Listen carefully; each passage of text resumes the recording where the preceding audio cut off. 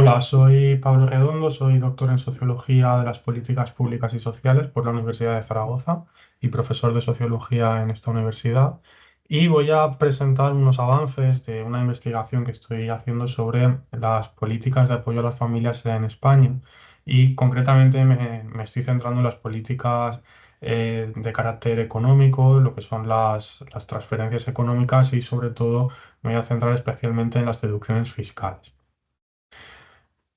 Entonces, bueno, pues las políticas de apoyo a las familias en España, digamos que tradicionalmente su objetivo principal ha sido em, trabajar para, en cierto modo, reducir el descenso de la natalidad que vivimos en nuestro país. Sin embargo, es cierto que, al contrario de lo que ha sucedido en otros países de Europa, en España, este tipo de políticas centradas en la familia se han desarrollado bastante tarde porque vemos que el descenso de la natalidad de nuestro país empieza ya en los años 70 con la llegada de la transición y no va a ser hasta final de los 90 y especialmente a partir de mediados de la primera década de los 2000 cuando se empiezan a implementar políticas de apoyo a las familias en España, ¿no?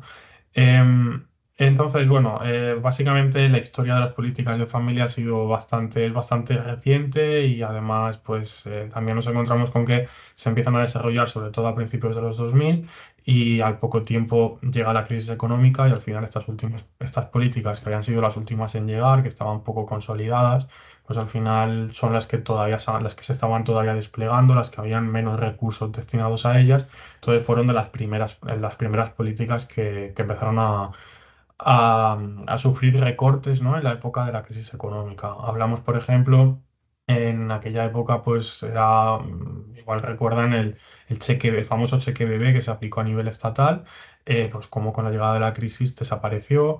O luego también en aquella etapa fue cuando se empezó a impulsar la escuela infantil de 0 a 3 años, los centros de educación infantil 0 a 3 con el plan Educa y cómo, bueno, pues esa expansión de la educación infantil de primer ciclo, cómo se ve también truncada debido a la crisis económica, ¿no? Entonces, bueno, pues básicamente durante los años de la recesión económica no se desarrollaron nuevas políticas y es a partir de los últimos años cuando se han ido aplicando, se está dando un nuevo resurgir de las políticas de apoyo a las familias.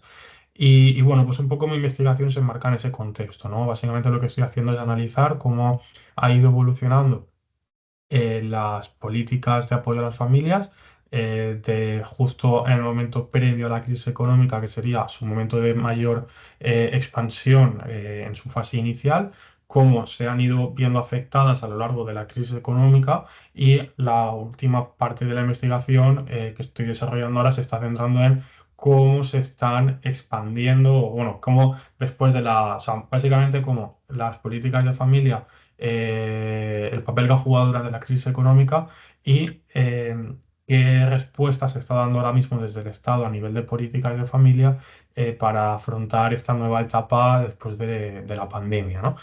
Y en esta situación de inflación. Entonces, bueno, cuando hablamos de políticas de familia en España, pues podemos diferenciar en tres tipos de políticas, tres bloques. Por un lado están los servicios de cuidado, que serían pues el cuidado infantil de 0 a 3 años y de 3 a 5 antes de la edad, antes de, digamos, de que se entre ya en la educación primaria. Y luego también, por otro lado, el cuidado a personas mayores y dependientes, ¿no? Pues con las residencias o todo el tipo de servicios de cuidado destinados a estas personas.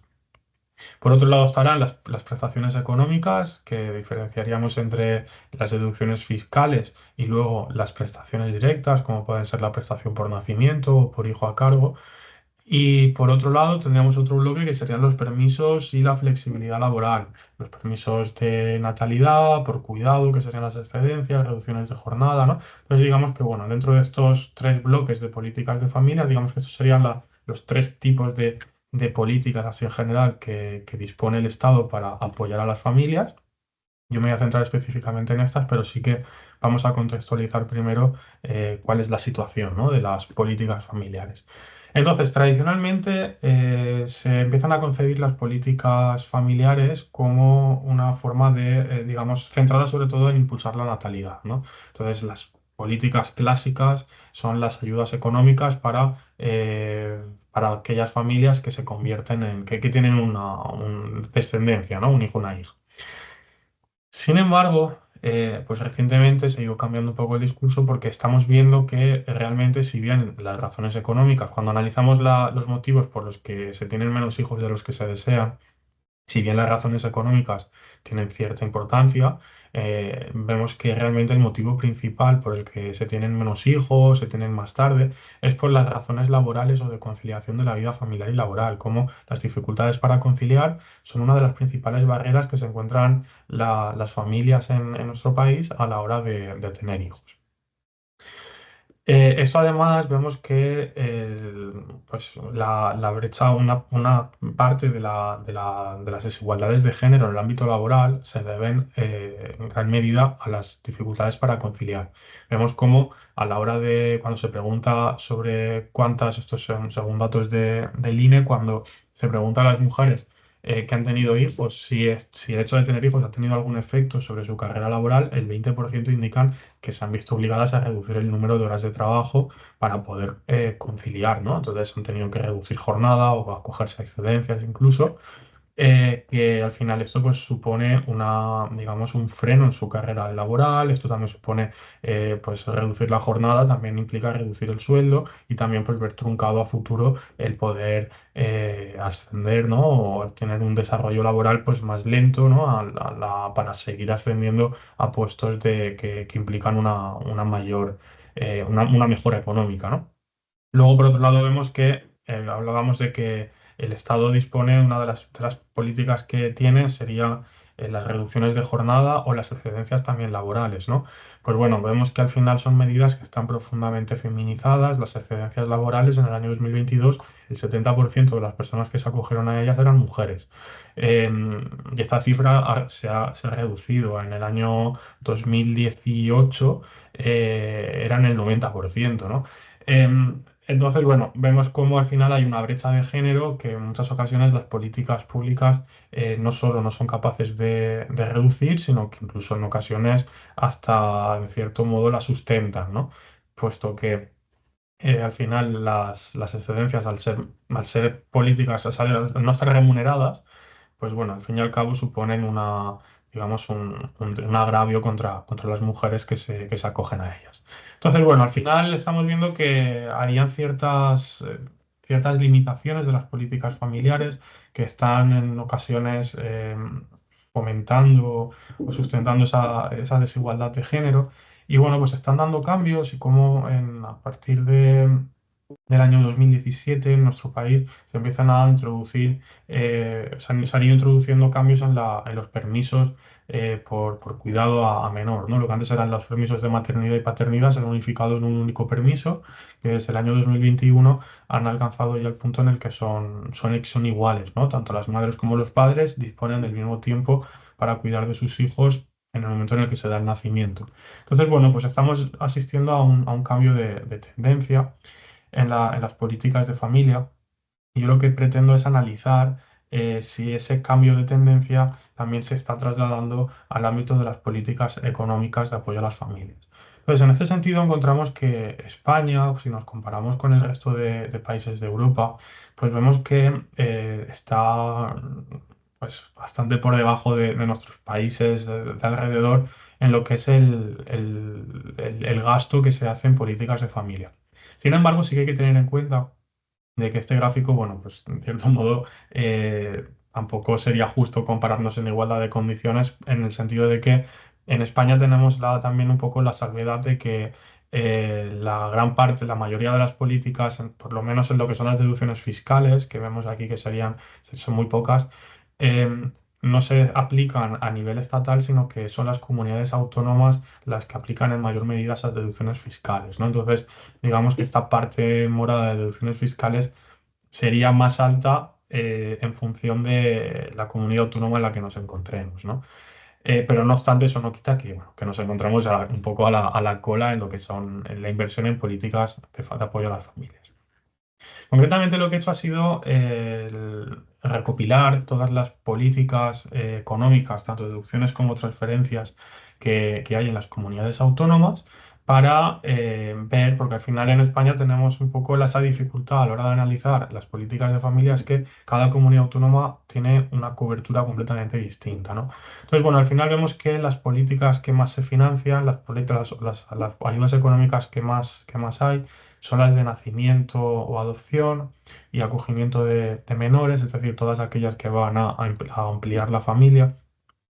Luego también estarían los gastos de cuidados de menores, la familia, ayudas a familias numerosas, los gastos a las escuelas infantiles, que aquí nos encontramos que debido a que hay muy poco desarrollo de las escuelas infantiles públicas, sino que o sea, más o menos la mitad de las escuelas infantiles son privadas, pues el Estado lo que hace es que financia, las comunidades autónomas financian mediante deducciones fiscales a aquellas familias que han llevado a sus hijos a una escuela infantil concertada, ¿no? Entonces, en cierto modo, amortiguan ese sobrecoste económico ante la ausencia de plazas públicas.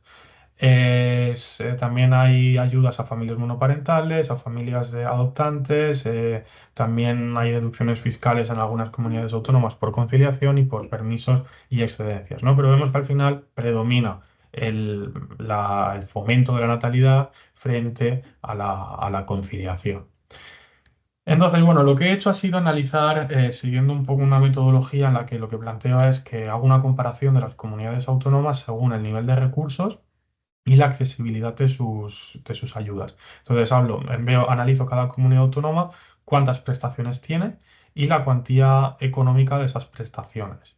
Y por otro lado, eso sería para el nivel de recursos y por otro lado, la accesibilidad, analizo el número de prestaciones que hay a nivel general, es decir, para todo tipo de familias, sin diferenciar si son monoparentales, numerosas, con discapacidad, y luego la relación que existe entre el límite de rentas que permiten el acceso a esas ayudas con la renta media de cada una de esas comunidades autónomas. Entonces, bueno, saco aquí una serie que serían todas las posibles situaciones que se podrían dar y entonces diferencio entre nivel alto, medio o bajo. Y eso lo vemos en esta tabla en la que, bueno, pues al final distinguimos, hay diferentes grados de protección según la comunidad autónoma en la que nos encontremos. Hay 8 comunidades autónomas que tendrían una protección alta, entre las cuales destacaría pues el País Vasco, es la que ofrece una mayor protección. Luego hay una con una protección media y 8 que tendrían una protección baja. Entonces, bueno, por otro lado también se observa que hay diferentes modelos de protección. Hay diferencias, por un lado, en los niveles de recursos. Hay comunidades autónomas que tienen un gran número de prestaciones, como es la Comunidad Valenciana con 11, mientras que aquí, bueno, estoy hablando únicamente de deducciones fiscales en esta tabla. La Comunidad Valenciana dispone de 11 deducciones fiscales, pero con prestaciones muy bajas y que tiene una accesibilidad bastante alta. En cambio, hay otras comunidades autónomas que tienen, bueno, que tienen eh, políticas, tienen medidas que son accesibles a muy poca gente, pero tienen más, bueno, al final hay diferentes variaciones, ¿no? Que al final nos llevan a que cada comunidad autónoma al final tiene o sea, son muy distintas entre ellas. Entonces, al final las conclusiones es que por un lado, hay una preferencia por las deducciones fiscales frente a las transferencias. A pesar de que hemos visto también que las familias con menor nivel de ingresos tienen un menor acceso a las deducciones fiscales y que al final pues esas ayudas no están llegando realmente a su público objetivo, ¿no? Luego también pues se concentran especialmente las ayudas en el fomento de la natalidad. Hay muy pocas ayudas para cuidados y facilitar la conciliación. También hay las familias monoparentales o las familias que están menos visibilizadas tienen una menor protección que otros modelos de familia, como pueden ser las numerosas. Y también hay una amplia desigualdad territorial, tanto en los sistemas de protección, en la intensidad protectora y en los colectivos protegidos.